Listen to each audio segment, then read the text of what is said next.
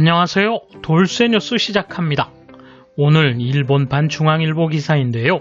제목은 한국 몰리브덴 초고순도 정제기술 개발, 일본 의존에서 벗어날 것인가입니다. 반도체 산업 등에서 사용되는 초고순도 희소금속 몰리브덴, 그동안 일본으로부터 대부분 수입해왔던 소재인데요. 최근 한국이 개발에 성공했다는 소식입니다. 일본 누리꾼들이 아무리 폄하해도 불안함을 못 숨기는군요. 통 끄신 구독, 좋아요.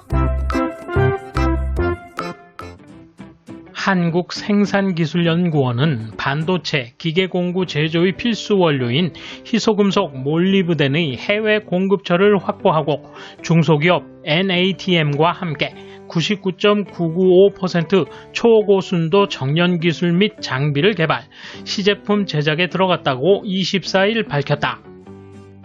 몰리브덴은 내식성, 내열성, 전극성을 띠면서도 안정성이 높아 반도체, 디스플레이, 기판 등에 적용되는 국내 산업 필수 소재 중 하나.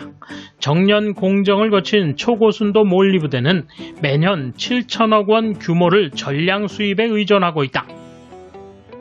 특히 수입량 중 60에서 70%를 일본에서 들여와 수급 안정성 문제가 꾸준히 제기되어 왔다.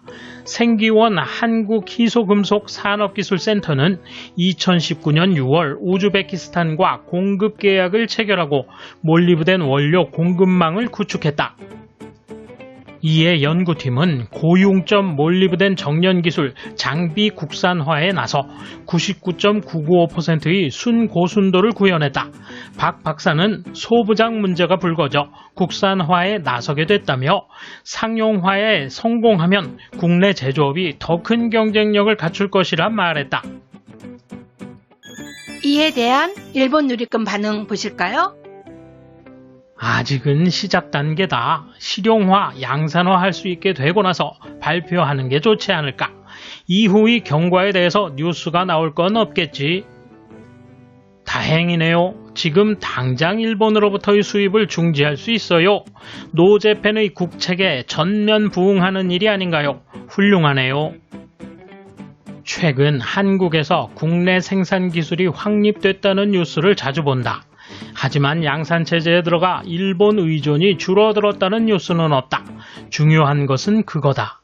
일본이 해양 채굴 기술을 개발 후 채산성이 없어 사업화할 수 없다는 것과 똑같은 거다. 이제 일본 제품을 전혀 사용하지 않고 자국에서 모두 조달해 자립할 수 있을 것 같은데 말만 번지르르 할 뿐 하나도 실현되지 않은 건 아닌지 빨리 독립하세요. 극단적으로 이야기해서 개발 자체는 시간과 돈을 들여서 할 수 있는 일이다.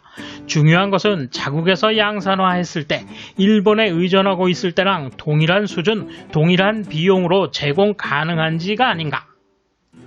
일본에서 소재를 구매해왔는데 민간 기업인 이상 자선사업이 아니니까 이익을 추구하는 것은 당연한 일이다.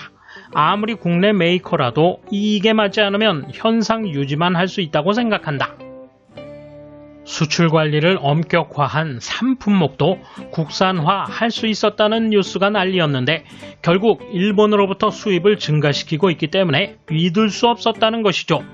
이것도 그런 기사겠죠. 설령 성공했다고 해도 기계는 일본 제품일 것. 결국은 일본에 의지하지 않으면 아무것도 할 수 없었다는 것이겠죠. 상용화가 될 때까지 생산기술연구원에서 그 중소기업에 자금과 기술 도움을 주겠다는 것입니까? 설사 상용화가 되었다고 해도 일본 제품 수준의 가격과 수율을 실현 못하면 탈일본의 대의명분 때문에 울며 겨자 먹기식으로 중소기업을 키운다는 건가요? 수상쩍은 기사군요.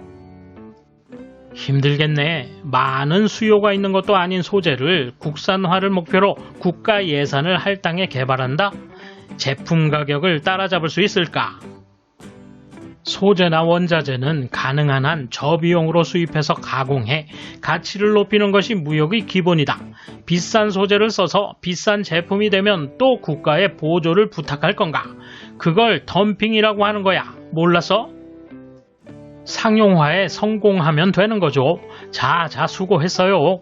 제품을 일본에서 수입하던 것을 우즈베키스탄에서 원료를 수입해 만들어내는 걸로 전환할 수 있죠. 잘 됐어요. 노벨상을 기대할 수 있을지도 몰라. 한국 기업이 기술은 갖고 있지만 이후 생산 관리가 잘 안 되는 경우가 많은 느낌이 있다. 이유 중의 하나는 정부에서 이것도 안 돼 저것도 안 돼 이래라 저래라 요구가 많기 때문인 것 같다. 그렇게 쉽게 개발할 수 있는데 왜 지금까지 일본에 계속 의지해온 건가요? 하물며 일본을 적으로 돌리려고 했을 때 왜 대책을 세우지 않았습니까? 무엇을 해도 나중에 일본이 괜찮냐며 말해줄 거라고 생각했습니까? 하지만 덕분에 이미 한계를 넘어섰습니다. 지금은 한국을 우방이라고 생각하는 일본인이 별로 없습니다. 오히려 적대시하는 분들이 많을 겁니다. 이것도 문재인 씨의 공이라고 생각합니다. 앞으로 얼마 남지 않았지만 재임 중에 국교 단절까지 간다면 제가 존경하겠습니다. 힘내세요.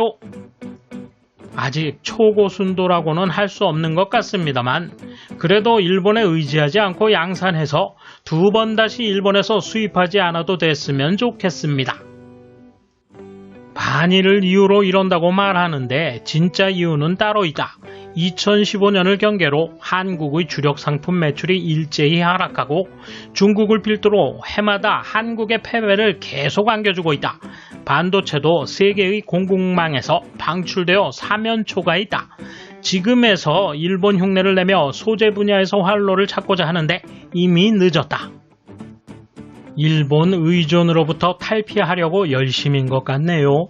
다만 글로벌 시대에 잘하지 못하는 분야는 타국에 의존하고 우수 분야를 확장하여 서로의 이익과 성장을 확보해야 하는데 헛된 노력만 하고 있다고 말할 수밖에 없다.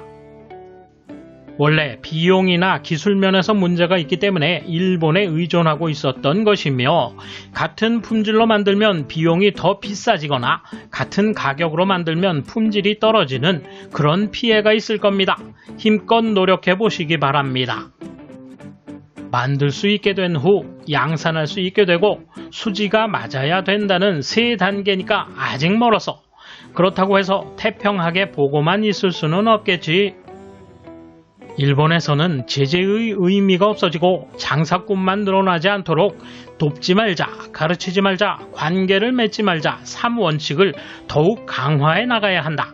수익금을 압류당할지 모르니 거래도 하지 않는 게 좋지 않을까? 돌쇠 한마디! 어떻게든 폄하하지만 그들에게는 트라우마가 있죠. 한 걸음씩 내딛는 한국은 결국 해내는 존재라는 두려움. 감사합니다. 돌쇠 물러갑니다. 이번 소식은 여기까지입니다. 시청해주셔서 감사합니다. 돌쇠처럼 우직하게, 만인처럼 화끈하게.